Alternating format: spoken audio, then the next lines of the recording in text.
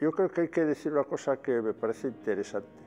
En realidad, los promotores de la ikastola fuimos 3 matrimonios jóvenes, casados, diríamos recientemente, y con hijos jóvenes, con niños de 3 años. Nos juntamos los padres que teníamos hijos entonces que iban a empezar a la clase, a escuela, y no teníamos una alternativa, sobre todo con el euskera y tal. Hicimos una ikastola según entramos. A los 4 días ya estamos preparando la ikastola. Da orduan, ja, nengoen nik da jamarra bilagunen artean edo, epine gendun, 10.000 peseta. Baina, amentze dukaz, izen zen, 3 zatiken. 50 egunera, 60 egunera eta 50 egunera letra bat bakotxena. Eskola izan, Amigos del Paisen babesean. Osea, Amigos del Paisan soziedad bat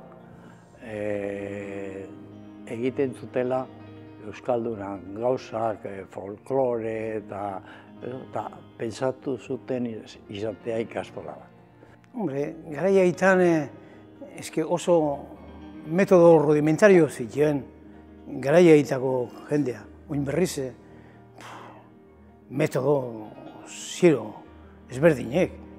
Arritzen naiz, ni uste non zehozen ekila eta oin analfabeto naiz.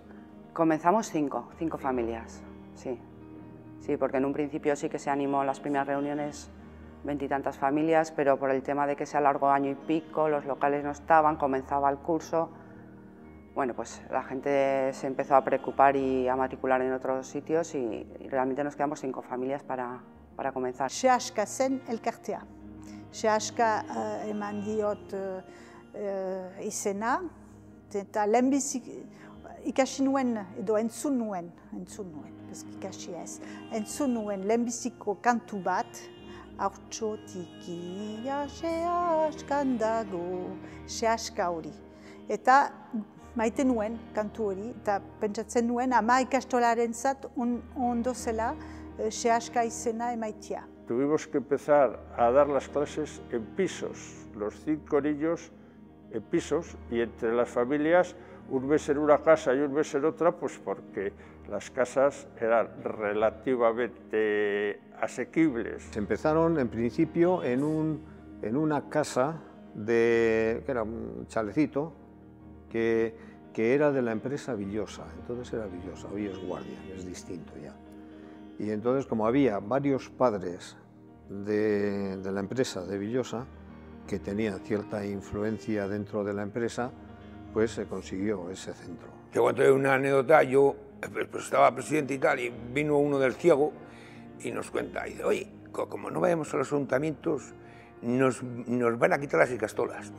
Y yo me presenté para un ayuntamiento, y allí salía alcalde y todo. Económicos desde el principio hasta la actualidad, está claro. Al principio pues tenías el apoyo de la Federación de Ikastolas y te apoyaba mucha gente a las actividades, pero realmente los presupuestos te los tenías que ventilar. Sí, pero claro, esto va a ser una ikastola regida por los padres, es una cosa privada, entonces si hay gente que quiere venir a la ikastola, entonces dijimos, bueno, podemos llegar a un acuerdo. Vosotros disponéis del 20 o del 30% de la matriculación. Y entonces, o sea, vosotros sabéis, si hay gente que no puede, pues oye, les ayudáis y les ponéis y tal. Y salió la jugada muy bien, claro. Giro hortan ziren formakuntza ukan zuten ala, egin buruak eginak ziren, frantsesa erakutsi behar zen, eskoletan, ez eta euskera edo bretoina. Eta dena frantsesez egin behar zen. Orduan, ez zuten asmatzen ahal beste manera batetik egiten, eta orduko legea beti hor da. Claro, parecía un disparate sacar a los niños del entorno familiar para llevarles a un proceso educativo. Y eso fue la segunda dificultad de mentalización que hubo que hacer, decir, y fue uno de los valores que luego las ikastolas hemos ido desarrollando, que es la educación empieza lo antes posible. Andereñoak, orduan tituloko andereñoak itxi zegoen. Eta goratzen az, hau miren, ez da jartetxe osalan ebera bizena, arrati aldetik etorri zen. Hazan titulu dena, harrik bere izenien zabaldu bane ikastola, Durangon. Da gero, bondati azkentie bai, euskaldun gentie, baina magisteritza bat amaitzeko aukenak eta titulu lortu abezenien orduan zan aurrera gauzia. ¿Tú te crees que eso, a mi casa no puede faltar el dinero ni a la fiesta de nadie y sin cobrar, que aguantaron, que había que ponerles la gorra a los profesores, cómo aguantaron sin cobrar? Que eso es un alarde de decir, la gente que hemos tenido allí es tan extraordinaria. Andereño, o sea, directora, pues nik daukat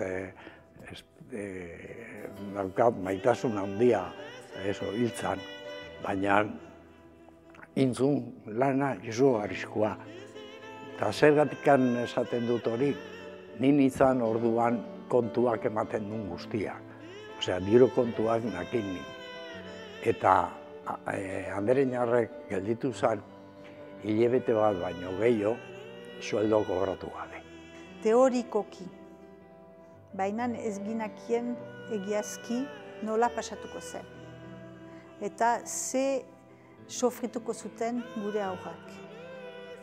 Egiazki nik pentsatzen dut, orai, urte batzuen ondotik, gure aurrek sofritu dutela gauza hortaz.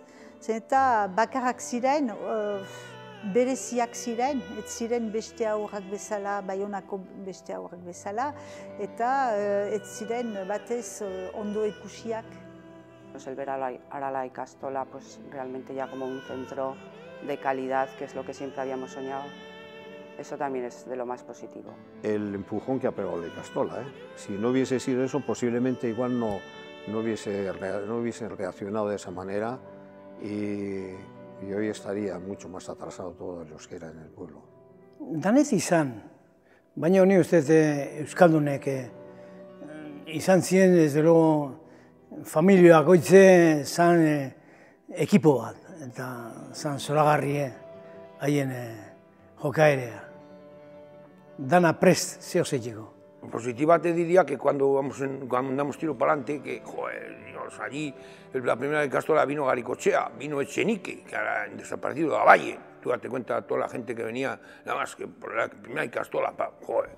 Y allí, por las bodegas, allí les dimos de comer, eso es positivo, pues eso, pues venir a la Pola tanta gente allí, la hostia. Bueno, nik postasuna izena beti aurrera jundala, gero megetzegoaz. Eta hortxe, aurrera. Baina gero gontzan olako utzuna negargarri bat. Gazteizen hezkuntza hartua benien sozialistek. Orduan, torzan hezkuntzen aldetik laburpenak eta hori ezaiteko nahiko nazte eukik duen gaur hartien ikastola barruen. Balio du asko. Nik ikusten dut ikastola izan dudala oso berezia beudentzat eta bueno, guk egin dugu ahalegun guztian, ere emazteetan egin dugu lana guztiak bihatzeko mutikoa Frantzira, Inglaterrara eta algun tokira. Eta horrek egin dugu gauza bat gelditu geha bakarri. Iruña, claro, argi dago, egin duguan beste lana. Mundialak egiteko, pues gelditu geha Iruña bakarrik biek. Teníamos un elemento que, por lo menos, el grupo nuestro trabajó mucho, era la experiencia de las escuelas rurales que se hicieron en la República.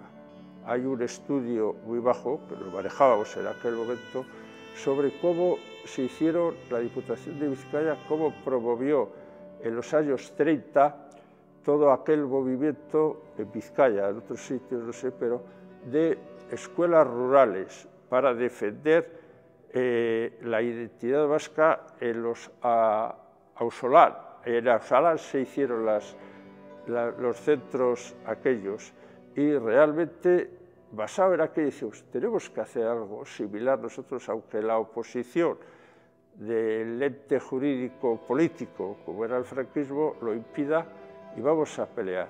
Y yo creo que sí éramos conscientes de la tarea. Yo creo que luego pues, ha sido más que lo que pensábamos, esa es la verdad.